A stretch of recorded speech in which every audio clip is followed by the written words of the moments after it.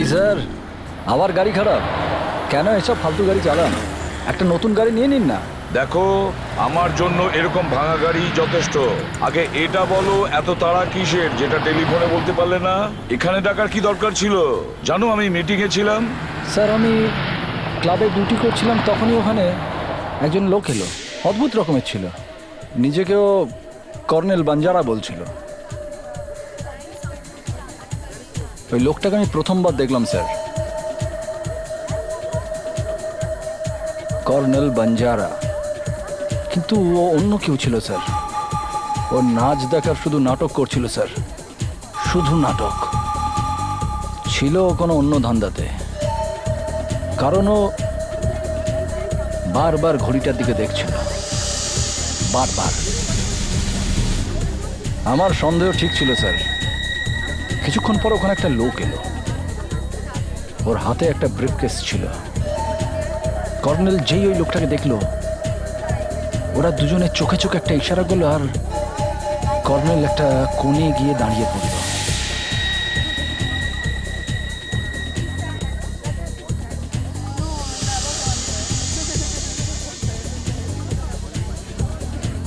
আমি বুঝে গেলাম যে কিছু না কিছু একটা গড়বড় আছে। সেই জন্য আমি ওখানে আস্তে করে গিয়ে একটা ছোট মাইক্রোফোন লুকিয়ে দিলাম, যাতে ওদের কথা আমি শুনতে পাই।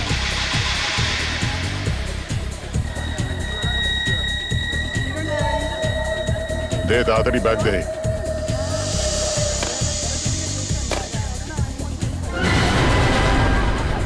বন্দুক? তুই আমাকে বন্দুক নিয়ে ওখানে পাঠাবি? হ্যাঁ কর্নেল বাঞ্জারা, এই বন্দুকটা দিয়ে একজন সিআইডি অফিসারের খুন হতে চলেছে। সিআইডি অফিসারের খুন? কাকে দিতে হবে এই বন্দুক? আমি তোমাকে একটা অ্যাড্রেস দিচ্ছি, তুমি চুপচাপ এই অ্যাড্রেসে চলে যাবে। এই ঘরের ভিতর ঢুকে যাবে আর বেডরুমের ভিতরে চলে যাবে। বাদিকে একটা আলমারি পাবে, ওখানে এই বন্দুকটা রেখে দেবে। প্রথমে তো আমাকে ওই ঘরের মধ্যে ঢুকতে হবে। ওই ঘরের মধ্যে আমি ঢুকবো কি করে? ওখানে যে ব্যক্তি থাকে সে তোমার জন্য আগে থেকেই পিছনের দরজা খুলে রেখে দেবে। সে জানে যে তুমি আসবে। আরে যদি ধরা পড়ে যাই তো 4 বার ফাঁসি হবে। সিআইডির লোক আছে ওরা। আরে গুলি থরি তুমি চালাবে, যে গুলি খাবে সে একজন সিআইডি অফিসার, আর যে গুলি চালাবে সেও একজন সিআইডি অফিসার। যা যা তুমি বললে সব সত্যি, কোনো মিথ্যে নেই তো? স্যার, পুরো কথাটা এখানে রেকর্ড আছে, আপনি নিজেই এই কথাগুলো শুনে নিতে পারেন।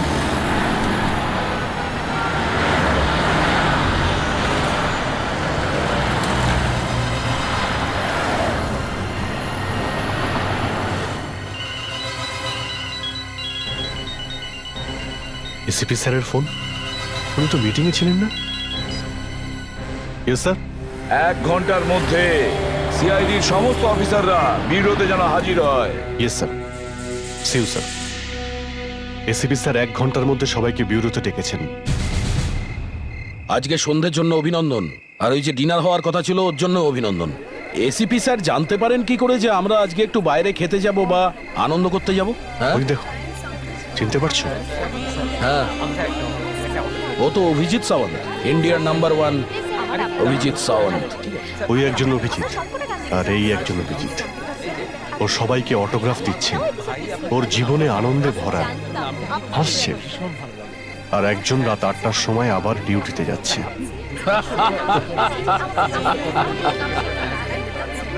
এই অ্যাস্ট্রোলজি খুব একটা বুঝতে পারলাম না অভিজিৎ।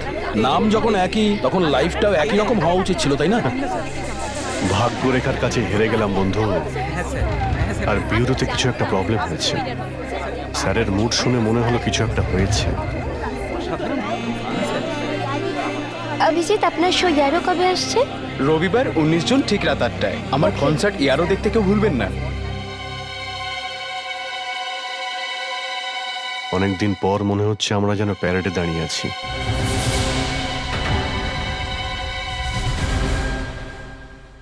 এমনটা যেন না হয় যে আপনার রিপোর্ট আসার আগেই আমরা কেসটাকে সলভ করে ফেলি।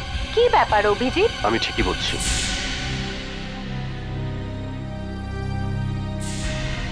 আপনার জিজ্ঞাসাবাদে একটু সাবধানে করা উচিত ছিল। ওই ভদ্রলোকের মৃত্যুতে আপনার যা হওয়ার তো হয়েছে, সমাজে আমাদেরও নাম খারাপ হয়ে গেল। স্যার আপনি বলবেন তো কি হয়েছে? কোনো সিরিয়াস কিছু? অভিজিৎ, তুমি এখনই দয়ার বাড়িতে গিয়ে সার্চ করো। আর দয়া কিন্তু তোমার সঙ্গে যাবে না। মানে দয়ার ঘরের তল্লাশি? হ্যাঁ। স্যার আমার ঘরের তল্লাশি কেন? আর দয়া, তুমি দক্ষর বাড়িতে গিয়ে সার্চ করো। স্যার আমি আমি আমি কি করেছি স্যার? আর দক্ষ, তুমি অভিজিতের বাড়িতে যাও। আর অদিতি, তুমি ফেডরিকের বাড়িতে গিয়ে সার্চ করো। আমার ঘরে কিছু পাওয়া যাবে না স্যার। ফেডরিক, তুমি অদিতির বাড়িতে যাবে। কিন্তু স্যার আমাদের উপরই সন্দেহ কেন করা হচ্ছে? কারণ তোমাদের মধ্যেই কেউ আমাদের কারোর প্রাণ নেওয়ার চেষ্টা করবে। হোয়াট? হ্যাঁ, আর আমি জানতে চাই সে কে। স্যার এটা হতেই পারে না, কেউ আপনাকে মিথ্যে কথা বলেছে। যে আমাকে এটা বলেছে সে আজ পর্যন্ত কোনো মিথ্যে কথা বলেনি। হতে পারে আজ সে ভুল খবর দিয়েছে। There is always the first time sir. তাড়াতাড়ি গিয়ে সার্চ শুরু করো, যাও।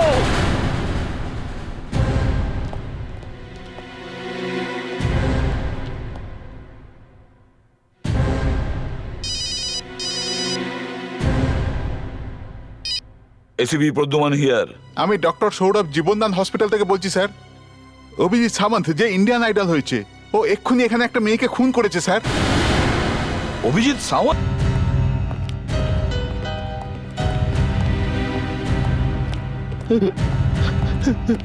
শুনুন, সরে যান, একটু একটু সাইড দিন। মেরে ফেলেছে আমার মেয়ে সুনয়নাকে, ও মেরে ফেলেছে। ওই অভিজিৎ সামন্ত আমার মেয়ে সুনয়নাকে মেরে ফেলেছে। দেখুন, আপনি নিজেকে একটু সামলান। আমি কি করে নিজেকে সামলাবো? আমার একমাত্র মেয়ে মরে গেছে। এখন আমি বেঁচে থেকে কি করব?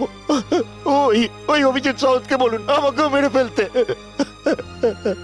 দেখুন, আমি আপনার কষ্টটা বুঝি, কিন্তু আপনাকে নিজেকে সামলে নিতে হবে। একটা 9 বছরের বাচ্চা মেয়ে মৃত্যুর সঙ্গে পাঞ্জা লড়ছে। ইশিকা আমাদের এসিপি অজাতশত্রুর মেয়ে, ও মৃত্যুর সঙ্গে লড়াই করছে, আর অজাতশত্রুর চাকরিটাও যেতে পারে। যেটা হওয়ার সেটা তো হবেই। ডাক্তারবাবু, এসব কখন ঘটেছে? আসুন। চলুন।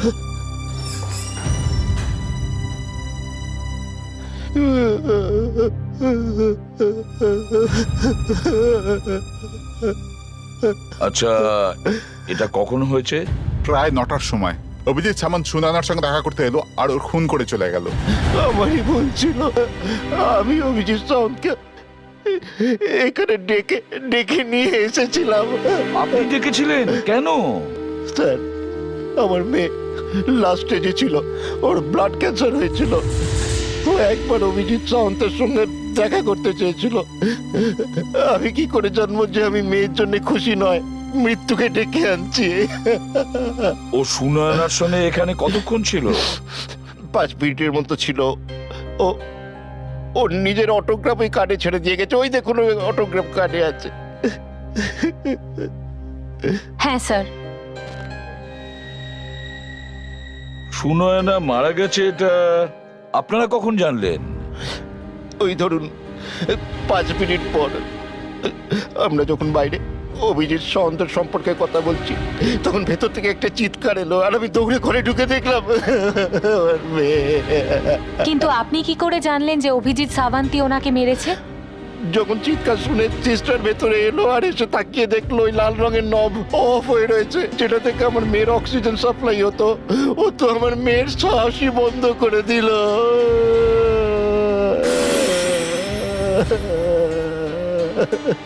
অভিজিৎ সাওয়ান্ত এখান থেকে যাওয়ার পরে কেউ এসেছিল? না, কেউ আসেনি। এই অক্সিজেন নল নিশ্চয়ই অভিজিৎ সামন্ত বন্ধ করেছে।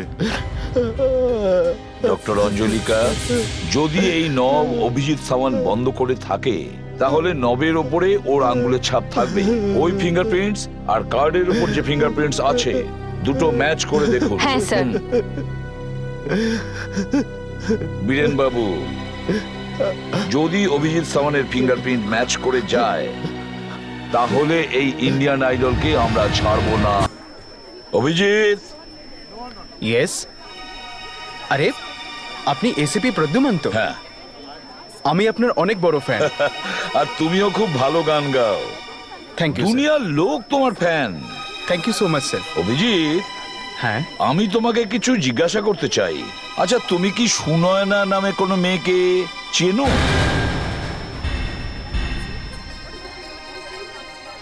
হ্যাঁ, আসলে 5 বছর আগে আমরা একসাথে পড়তাম, আর আমার ক্লাসমেট ছিল। ঘন্টা 2 আগে তুমি জীবনদান হসপিটালে ওর সঙ্গে দেখা করেছো? হ্যাঁ স্যার। ওয়েল, সুনয়না খুন হয়েছে, ও বেচারি মারা গেছে। কিন্তু আমি তো নভ ঘোরাইনি। এইমাত্র তুমি কি বললে? আমি কখন বললাম যে তুমি নব ঘুরিয়েছিলে?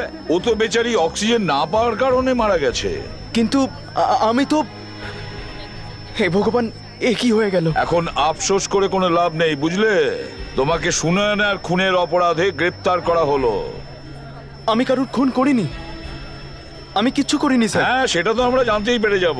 এটা নিশ্চয়ই কারুর চাল, আমাকে ফাঁসানোর জন্য স্যার। আচ্ছা, সেটা কে? সুনাইনার বাবা। আজকে আমি ফাংশন থেকে বাইরে আসছিলাম, তখন উনি দেখা করতে আসে। আমি যাব না, আমি এখান থেকে যাব না, আমি এখানে দাঁড়িয়েই খাবো। অন্য কোথাও গিয়ে খান না, এখানে কেন খাচ্ছেন? না, আমি এখানেই খাবো। যদি আমাকে 2 মিনিটের জন্য অভিজিৎ সাওন্তের সঙ্গে দেখা করতে না দেন, আমি বিষকে এখানে আত্মহত্যা করবো। কি ব্যাপার? দেখো দেখো, আমার মেয়ে হাসপাতালে ভর্তি আছে, ওর অবস্থা খুব খারাপ। ও ও তোমার সাথে একবার, শুধু একবার দেখা করতে চায়। ও ও তোমার খুব বড় ফ্যান। ভগবানের জন্য না বলবে না, এটা ওর শেষ ইচ্ছা। চলুন স্যার, আমি আপনার সাথে যাচ্ছি। শোনয় না মা, শোনয় না মা, চোখ খোলো, দেখো কে এসেছে।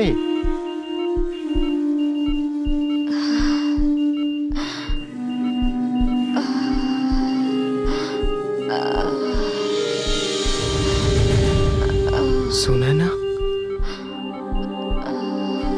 সুনাইনা, তোমরা দুজন কথা বলো, আমি 2 মিনিট আসছি।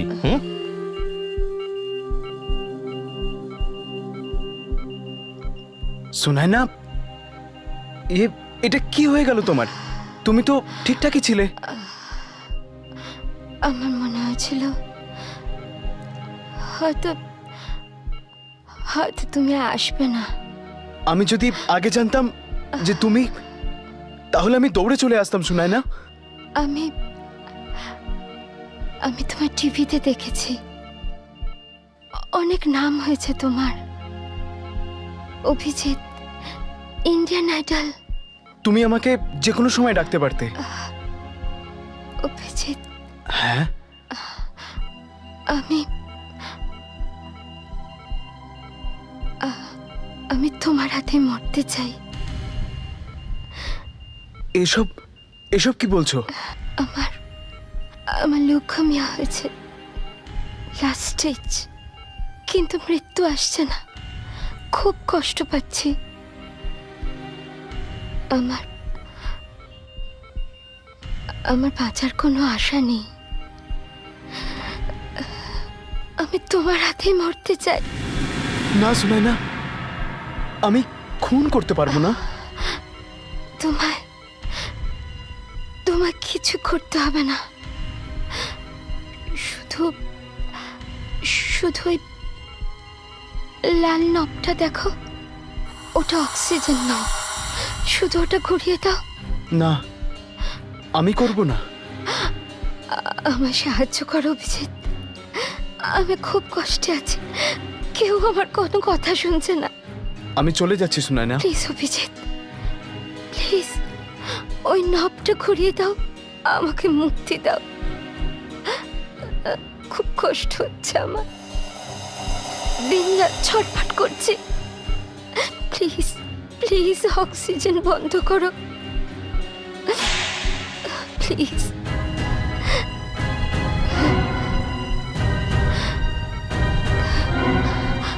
আমি তোমার কাছে হাত জোড় করছি, প্লিজ অভিজিৎ, প্লিজ।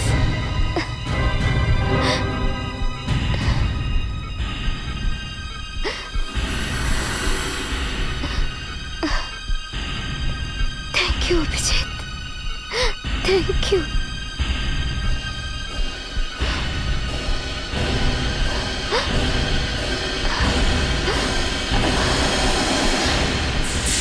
জানি না কি হয়ে গিয়েছিল আমার। এসিপি স্যার, আমি আজ পর্যন্ত কাউকে মরতে দেখিনি। এটা কি হতে যাচ্ছিল আমার হাত দিয়ে? আমার চোখের সামনে মরে যেত। তুমি বলতে চাইছো তুমি অক্সিজেন বন্ধ করনি? আমি অক্সিজেন বন্ধ করিনি। তাহলে তোমার আঙ্গুলের ছাপ ওখানে এলো কি করে? আমি হাত দিয়েছিলাম, কিন্তু আমি ওই নবটা ঘোরাইনি। অভিজিৎ, এ কথা বিশ্বাস করতে পারছি না যে তুমি নবে হাত দিয়েছো কিন্তু নব ঘোরাওনি। হয়তো তুমি জানো না যে আমাদের দেশে ইচ্ছা মৃত্যু নিষিদ্ধ। হয়তো সুনয়না আরো 3-4 দিন পরে মারা যেত, কিন্তু ওর অক্সিজেন বন্ধ করে মারাটা একটা খুনের সমান। তোমাকে সুনয়নার খুনের অপরাধে গ্রেপ্তার করা হলো। এসিপি স্যার, আপনি এটা বলুন যে কোন বেসিসে আপনি অভিজিৎকে গ্রেপ্তার করেছেন, কি অভিযোগ আছে ওর উপরে? No comments please. এই বিষয়ে আপাতত এসিপি স্যার কিছু বললেন না, কিন্তু আশা করা হচ্ছে যে প্রাথমিক তদন্তের পরে কিছু ইনফরমেশন পাওয়া যাবে। দেখুন, উনি আসবেন, আপনারা এক্ষুনি জানতে পেরে যাবেন। স্যার স্যার স্যার বলুন না স্যার। এক মিনিট এখন আমি কিচ্ছু বলবো না। সরে যান, এখন কিছু বলা যাবে না। এখন প্রশ্ন করবেন না, সরে যান এখান থেকে। আপনারা এখন যান বলছি, না ভিতরে যাবেন না। আপনারা যান বলছি এখন। স্যার, খুব বড় প্রবলেম হয়ে গেছে। আপনার সঙ্গে আমার কিছু কথা আছে, কিন্তু পার্সোনাল। তোমাকে আধ ঘন্টা সময় দিচ্ছি। আধ ঘন্টার মধ্যে তুমি কি করবে ভেবে নাও।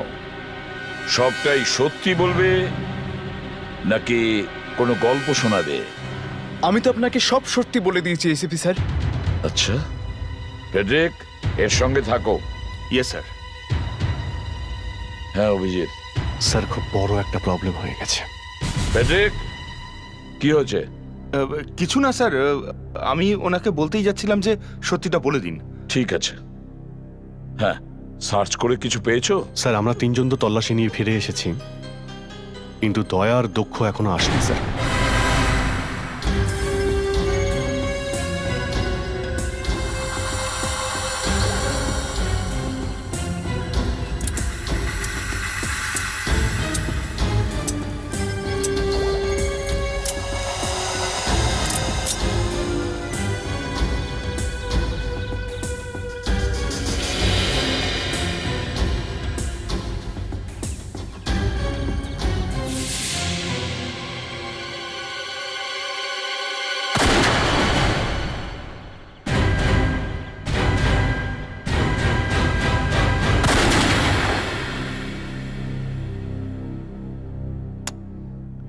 একদিকে অভিজিৎ সাওয়ান্ত ফেসে গেছে, অন্যদিকে দয়া আর দক্ষ দুজনেই বেপাত্তা।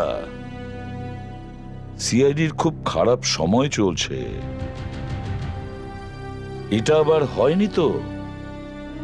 যে অফিসার খুন করতে চলেছে সে দয়া বা দক্ষের মধ্যেই কেউ। আইসিইউ থেকে বাইরে বেরোলাম, তখন মেয়েটা বেঁচে ছিল স্যার, আর নবটাও অন পজিশনে ছিল। তোমার আঙ্গুলের ছাপ ছিল ওই নবে।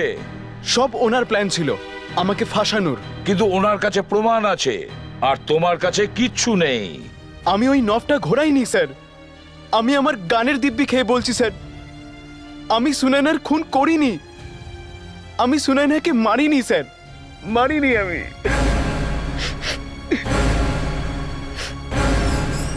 আরে অভিজিৎ, হঠাৎ করে এখানে এলে? আপনার সঙ্গে আমার কিছু দরকারি কথা আছে। এসিপি স্যার তো আমায় কোনো ফোন করেননি যে নতুন কোনো কেস এসেছে। তবে আসার কারণ? আসলে আমি এসিপি স্যারকে না বলে এখানে এসেছি। এসিপি স্যারকে না বলে এসেছো? একটা ব্যাপার আছে, যাই হোক না কেন আপনাদের ফরেনসিক ল্যাবে কিন্তু আসতে হয়। ডক্টর অঞ্জলিকা, আপনার কাছে আমি শুধু এটাই জিজ্ঞেস করতে এসেছি। সরি অভিজিৎ। দেখো অভিজিৎ, আমি এটা বলতে পারবো না তোমাদের মধ্যে কে কাকে মারতে চলেছে।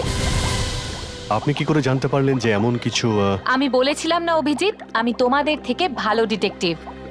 ডক্টর অঞ্জলিকা, আমি আপনার সঙ্গে এখানে তর্ক করতে আসিনি। আমি শুধু এটাই জিজ্ঞেস করতে এসেছি যে গত 2 ঘন্টায় দয়া বা দক্ষ কেউ আপনাকে ফোন করেছিল? এখানকার ফোন কাজ করছে না, বন্ধ আছে। ওদের মধ্যে কেউ কি এখানে এসেছিল? দেখো অভিজিৎ, আমি বিজি আছি। কেন, আমি কি বসে আছি নাকি? আমিও বিজি। আমি তোমাদের থেকে বেশি বিজি।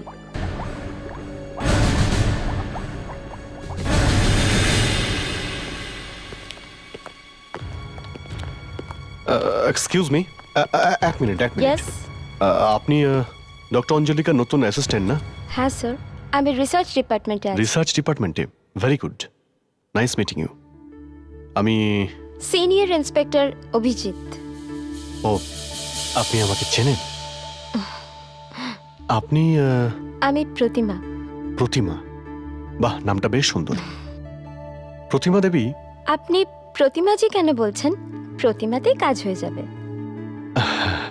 আসলে আমার অভ্যেস হয়ে গেছে। যাকে আপনি ওইসব কথা বাদ দিন। প্রতিমা, তুমি আমাকে এটা বলো যে এখানে দয়া বা দক্ষ কেউ এসেছিল? হ্যাঁ, দক্ষ তো এখানে এসেছিল। ওই ইয়াং স্মার্ট ইন্সপেক্টর না? স্মার্ট? ও আবার কবে স্মার্ট হলো? Yeah yeah, he is very very smart. কি করতে এসেছিল এখানে? উনি বেশ রেগেছিলেন, ওনাকে বেশ পরিশ্রান্তও লাগছিল, কিন্তু ডক্টর অঞ্জলিকা ওনাকে একটু উস্কে দিয়েছেন। উস্কে দিয়েছেন? উনি বলছিলেন যে হয়তো এটা তোমাকে ফাঁসানোর চাল কারুর, বা শেষ করে দেওয়ার। তুমি নিশ্চয়ই আরো কিছু শুনেছো? হ্যাঁ, উনি বলছিলেন যে তুমি দয়ার পিছনে যাও। কখন কখন হয়েছিল এটা? দক্ষ কখন এসেছিল? মোটামুটি 3 ঘন্টা আগে। মানে ও আমার বাড়িতে যায়নি, সোজা এখানে এসেছিল অঞ্জলিকার কাছে। অঞ্জলিকা আমাকে বললো না। অভিজিৎ, এমনিতেও আপনিও কম স্মার্ট নন।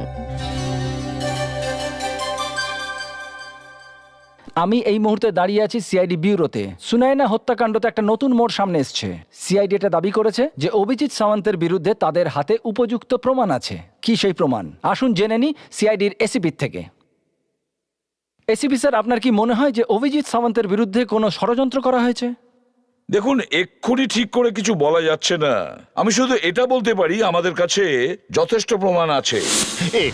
এ ঘর থেকে বেরোনোর পরে দরজা দিয়ে কেউ ঘরে ঢোকেনি। ওই আমার মেয়েকে খুন করেছে। ঠিক আছে, ধরে নিলাম আপনার মেয়েকে এ খুন করেছে, কিন্তু এ চলে যাওয়ার পরে এখানে করিডোরে কে কে ছিল? আমি ছিলাম আর ইনি ছিলেন। ওই সময় আপনারা দুজন এখানেই ছিলেন? এখান থেকে নড়েননি? আমি বাথরুম গিয়েছিলাম মুখ ধোবার জন্য। মুখ ধোয়ার জন্য? হঠাৎ করে রাত্রে? হ্যাঁ, আসলে আমার 5-6 বার মুখ ধোবার অভ্যেস আছে। আচ্ছা, মুখ ধুয়ে আপনি কতক্ষণে ফিরে এসেছেন? এই 3-4 মিনিট, তারপর আমি চলে এসেছি। 3-4 মিনিটের পর? 3-4 মিনিট ধরে ইনি কি করেছেন কেউ জানে না। যখন আমি ফেরত এলাম তখন মেয়েটার গোঙানির আওয়াজ আসছিল।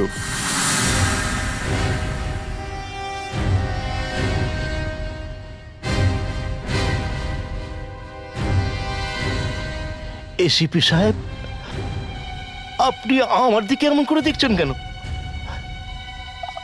আপনার কি মনে হয় আমি আমার মেয়েকে খুন করেছি? হতে পারে। কি? এটাও হতে পারে যে আপনি অভিজিৎ সাউন্ডকে জেনে শুনে এখানে ডেকেছেন। হয়তো আপনার প্ল্যান ছিল ওকে ফাঁসিয়ে দেওয়ার। নয় এসিপি সাহেব, এমন হতে পারে না। এসিপি সাহেব, একজন বাবা তার মেয়ের শেষ ইচ্ছা পূরণ করার চেষ্টা করছিল। আমার মেয়ে রোজ আমাকে বলতো একবার, শুধু একবার অভিজিৎ সামন্তের সঙ্গে দেখা করতে চায়, ওকে দেখতে চায়। আমি ওই সময় ওর জন্য সবকিছু করতে পারতাম এসিপি সাহেব। সেটাই তো আমরা বলছি যে আপনি অনেক কিছু করতে পারতেন। ও সর্বক্ষণ এই ব্যথায় কষ্ট পাচ্ছিল। হয়তো ও আপনাকেও বলেছিল যে ওই কষ্ট থেকে মুক্তি পেতে চায়, যেমন ও অভিজিৎকে বলেছিল। অভিজিৎ না বলে দিয়েছিল, কিন্তু আপনি না বলতে পারেন। আপনাদের মাথা খারাপ হয়ে গেছে। আপনারা মানুষ নেই, পাথর হয়ে গেছেন, পাথর। আপনার এখনো মনে হয় এসিপি সাহেব আমি আমার সুনয়নাকে খুন করেছি? যেভাবে আপনি অভিজিৎ সাওয়ানকে এখানে ডেকেছেন সেখানে সন্দেহ আপনার দিকেই যায়। যদি এইটাই কথা হয় তাহলে ওই সন্দেহ এই লোকটার উপর কেন যাচ্ছে না? কারণ এই লোকটাই আমাকে বলেছিল আমার মেয়েকে এখান থেকে বাড়ি নিয়ে চলে যেতে, যাতে অন্য রোগী এই হাসপাতালে ভর্তি হতে পারে। কি বলে যাচ্ছেন আপনি? আমাকে অকারণে ফাঁসাচ্ছে। এটা তুমি আমায় বলেছি না কিনা বলো তুমি? কারণ আমার মেয়ের চিকিৎসা ফ্রিতে করতে হতো। শুধু তাই নয়, ও আমাকে এটাও বলেছিল যে ওর চিকিৎসার জন্য হাসপাতালের 20,000 টাকা সপ্তাহে খরচা হয়। সেই জন্য আমার মেয়েকে খুন করেছে এসিপি সাহেব, যাতে যাতে বাঁশও থাকবে না, বাঁশি বাজবে না। হ্যাঁ, ইনি তো মুখ ধুতে গিয়েছিলেন, ইনি কিভাবে খুন করবেন? এসিপি সাহেব, যখন অভিজিৎ সামন্তর ঘর থেকে বাইরে বেরিয়েছিল তখন এর সিকিউরিটি বলেছিল 9টা বাজতে 7 মিনিট বাকি। আর যখন এই ডাক্তার মুখ ধুয়ে বাইরে এসেছিল তখন সামনের ঘড়িতে 9টা বাজার ঘন্টা আমি নিজের কানে শুনেছিলাম এসিপি সাহেব। তার মানে ওনার 3-4 মিনিট নয় 6-7 মিনিট সময় লেগেছিল। হ্যাঁ, আর কোনো গোপন দরজা দিয়ে আইসিইউর ভেতরে গেছে, আর ওখানের অক্সিজেন সিলিন্ডারের লাল রঙের নবও বন্ধ করে দিয়েছে, আর চুপচাপ আমার পাশে এসে দাঁড়িয়ে গেছে। আইসিইউতে আসার আর কোনো রাস্তা আছে? না, 1 মিনিট, বোধহয় আছে। ফেডরিক, তুমি অভিজিৎ সাওয়ানের সঙ্গে এখানে থাকো, আমি দেখবো পেছনের দরজা দিয়ে এখানে আসতে কত সময় লাগে।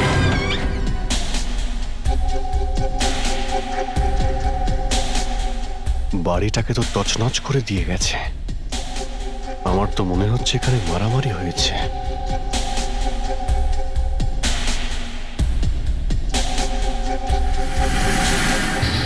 গান সাইলেন্সার,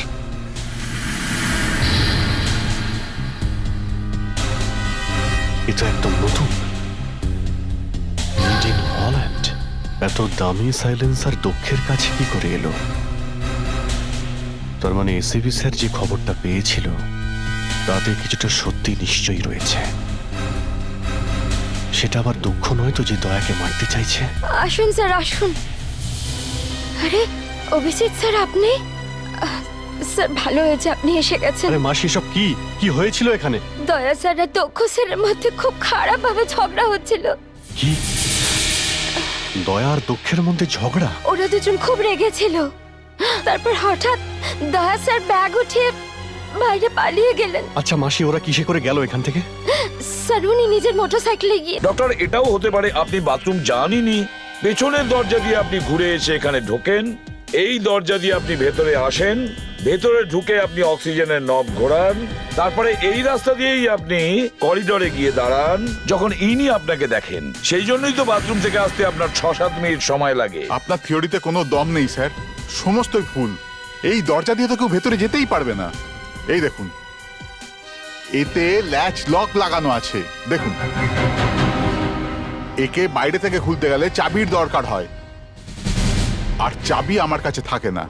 পিছনের দরজার চাবি তো আমার কাছেই থাকে। এই দেখুন, এই যে চাবি। গত 6 ঘন্টায় তুমি এই চাবিটা কাউকে দিয়েছিলে? এই চাবি আমি কারুর হাতেই দিই না, আর যদি দরকার পড়েও আমি নিজে গিয়ে দরজা খুলে দিই। স্যার, স্যার এদিকে আসুন। কি হচ্ছে অদিতি?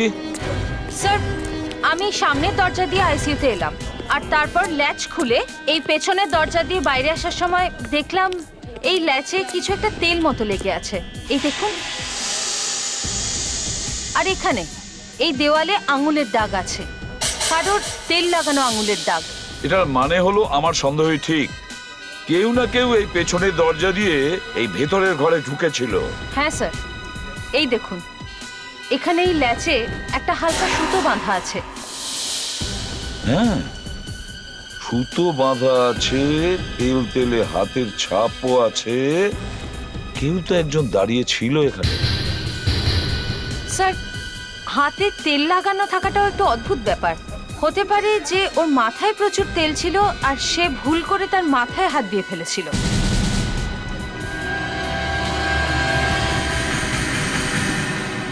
আপনার চুলে তেল আছে, ঘুরিয়ে ফিরিয়ে সেই এক কথা। একজন বাবার দিকে আঙুল তোলাতে আপনার লজ্জা পাওয়া উচিত এসিপি সাহেব। 10 জনের মধ্যে 5 জন চুলে তেল লাগায়। হ্যাঁ সেটা তো ঠিকই। অদিতি, দেওয়ালে যতগুলো তেলা হাতের দাগ আছে সব কটা ভালো করে পরীক্ষা করো।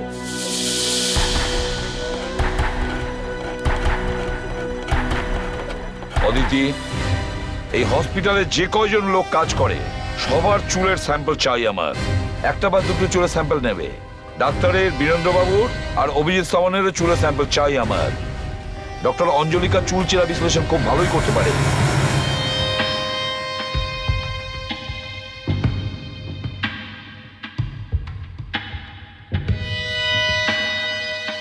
324 জনের মাথার চুলকে এক এক করে আলাদাভাবে টেস্ট করেছি স্যার, কিন্তু কিচ্ছু জানতে পারিনি। আর স্যার, এই যে অয়েল আপনারা হসপিটাল থেকে পেয়েছেন স্যার, এই তেলটা একদম আলাদা। ডক্টর অঞ্জলিকে একটা কথা বলুন, এই তেলটা চুলে মাখা তেল নাকি অন্য কিছু? হয়তো না। এই দেখো, তাহলে অকারণেই মানুষের মাথা চুল ছিঁড়ছিলাম।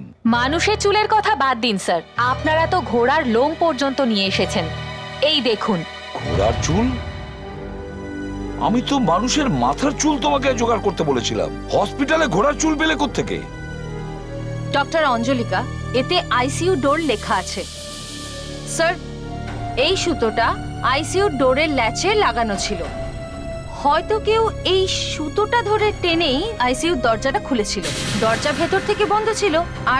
আর এখন জানা গেল ওটা চুল নয়, ঘোড়ার লোম। ডক্টর, ওই ঘোড়ার চুলের কথা শুনে হঠাৎ করে আমার কানে সুর ভেসে আসছে। স্যার, আপনার হঠাৎ কিছু করে বলবেন না ডক্টর, কোথা থেকে জানো কানে সুর ভেসে আসছে। এই তদন্তের মাঝে মধুর যে সঙ্গীত ভেসে আসছে, তাকে অকারণে ডিস্টার্ব করবেন না ডক্টর। অদিতি, হসপিটাল চলো। অভিজিৎ সাওয়ান্ত চলে যাওয়ার পর যদি আমাকে এই মেয়েটাকে মারতেই হয়, তাহলে আমার কিসের দরকার পড়বে? স্যার, এই পেছনের দরজাটার যদি এটা খোলা থাকে তাহলে আমি ভেতরে আসতে পারবো। কারেক্ট। অর্থাৎ এই দরজাটাকে খোলা রাখার জন্য প্রথমে আমাকে এখানে আসতে হবে, কিন্তু এই দরজাটা খোলার পর নিজে নিজেই বন্ধ হয়ে যায় এইভাবে। এবারে আসি ঘোড়ার চুলের রহস্য। দরজাটা খুলে রাখার জন্য খুনি ঘোড়ার চুল নিয়ে এখানে এসেছিল। এই দেখো, এটা সুতো। ধরে নি এই সুতোটা একটা চুল। খুনি এই ঘোড়ার চুলটাকে ল্যাচ লকে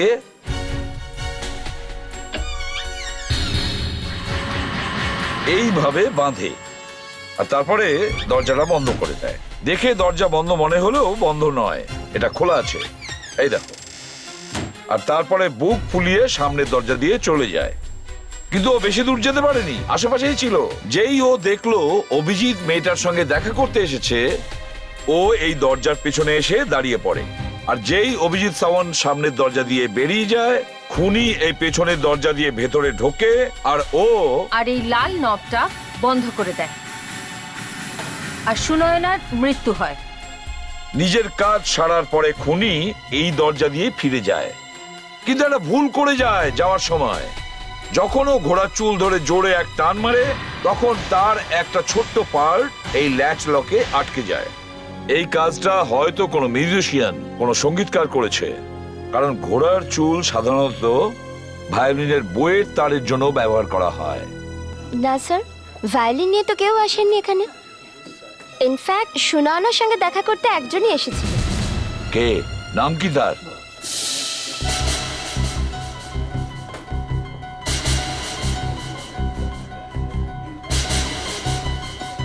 ঋষিকেশ। ঋষিকেশ নাম ছিল স্যার। না না, এটা কেমন করে হতে পারে? কেন, তোমার আবার কি হলো? ঋষিকেশের নাম শুনে তুমি এরকম করে উঠলে কেন? না না এসিপি সাহেব, আমি ঘাবড়ে গেছিলাম। আপনারা ঋষিকেশের উপর সন্দেহ করবেন। আর ও ও ও বেচারা। বেচারা? কে সেই বেচারা? ঋষিকেশ? হ্যাঁ, ও ও আমার মেয়ে সুনয়নের মিউজিক টিচার, কিন্তু ও সুনয়নাকে মারতেই পারে না। ও তো পিঁপড়েও মারতে পারে না। স্যার, এনাকে জিজ্ঞেস করুন যে এই ঋষিকেশ ওই টিচারই তো নয় যার চুল উস্কো খুস্কো এলোমেলো। হ্যাঁ, ওই তো। এই ঋষিকেশ আমার পিছনে 3 মাস ধরে পড়ে আছে। আমি যখন ইন্ডিয়ান আইডল কন্টেস্ট জিতলাম, তখন থেকে আমার সাথে দেখা করছে, আমার থেকে কাজ চায়। আমি ওনার সাহায্যও করি, অনেক লোকের সাথে দেখাও করিয়েছি, কিন্তু প্রতিবার ওনার ইগো মাঝখানে চলে আসে। উনি নতও হতে চান না, আর ওনাকে কেউ কাজ দিতেও চায় না। ওনার মনে হয় যে ওনার ব্যর্থতার জন্য দায়ী আমি। এই ঋষিকেশ কোন মিউজিক ক্লাস চালায়? সঙ্গীত সরোজিনী।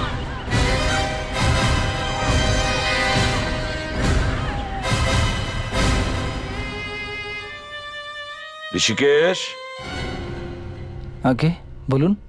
তুমিই তো শেখাও এখানে মিউজিক। আগে হ্যাঁ, আমিও মিউজিক শিখতে চাই। আগে বলুন কি শিখবেন আপনি? তবলা, গিটার, ভায়োলিন? না না না না না, আমি সেটাই শিখতে চাই যেটা দিয়ে তুমি একটা নিরীহ মেয়েকে খুন করেছো আর ফাঁসিয়ে দিয়েছো অভিজিৎ সাওয়ান্তকে। কি প্রমাণ আছে আপনাদের কাছে? একটা ঘোড়া সাক্ষী দেবে। আমি অভিজিৎকে শিক্ষা দিতে চেয়েছিলাম স্যার, আজও কোথায় এগিয়ে গেছে আর আমি অনেক পেছনে থেকে গেছি স্যার। ভাগ্যও সবসময় ওকে সাহায্য করেছে স্যার, আর আমার ভাগ্যে তো কিচ্ছু ছিল না স্যার, কিচ্ছু না। কিন্তু আমি তোমার সাহায্য করেছিলাম। সাহায্য করেছিলে কিন্তু লাভ, কাজ তো আমি কিচ্ছু পাইনি না। কিভাবে মেরেছো তুমি সুনয়নাকে বলো। আমি সুনানের সাথে দেখা করতে গেছিলাম, তো ও আমাকে বলেছিল যে ওর স্বপ্নটা পূরণ হতে যাচ্ছে, অভিজিৎ সাওয়ান্তের সঙ্গে দেখা করবে। আইসিইউতে পেছন দিকেও একটা দরজা ছিল, আর ওটাকে খোলা রাখার জন্য আমার একটা সুতোর দরকার ছিল। তখনই আমার মাথায় এলো যে আমার ভায়োলিনের বইয়ের জন্য আমার কাছে ঘোড়ার চুলের একটা প্যাকেট আছে, যেটা ঘটনাচক্রে সেই সময় আমার পকেটেই ছিল। আমি ওর থেকে একটা চুল বার করলাম, আর দরজাটা খোলার জন্য ওর নবে আমি ওটা বেঁধে দিলাম। একটা নিরীহ মেয়েকে তুমি মেরে ফেললে। ও তো এমনিতেও মরতে যাচ্ছিল স্যার, অন্তত অভিজিৎকে ফাঁসিয়ে আমি আমার মনের রাগটা তো মেটাতে পারতাম। আমার উপর বদলা নিতে গিয়ে তুমি সুনয়নাকে মেরে দিলে। এর মাথা খারাপ হয়ে গেছে, একে ডাক্তার দেখিয়ে মেডিকেল ইনভেস্টিগেশন করো, তারপর ফাঁসি দেওয়ার জন্য কেস চালাও। হ্যাঁ অভিজিৎ। স্যার, আমি জানতে পেরেছি যে কয়েকজন কনস্টেবল দয়াকে দুবারি রোডের দিকে বাইক নিয়ে যেতে দেখেছে। হ্যাঁ স্যার, আমি ওই দিকেই যাচ্ছি।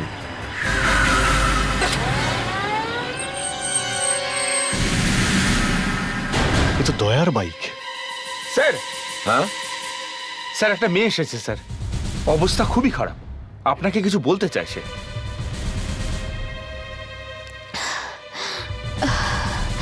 এ তো অনেক রক্ত ঝরেছে। পেড্রিক, অ্যাম্বুলেন্স ডাকো তাড়াতাড়ি। এই, কি করেছে এটা?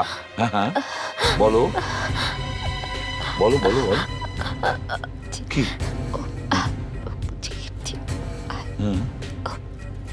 মাই গড, এটা তো অজাতশত্রুকে বলতে হবে।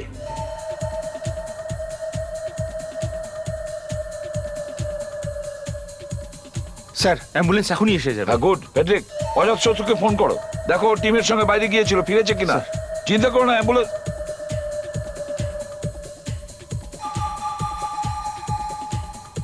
শুনতে পাচ্ছ? মাই গড, এ তো মারা গেছে। অজাতশত্রুকে ফোন করতে হবে।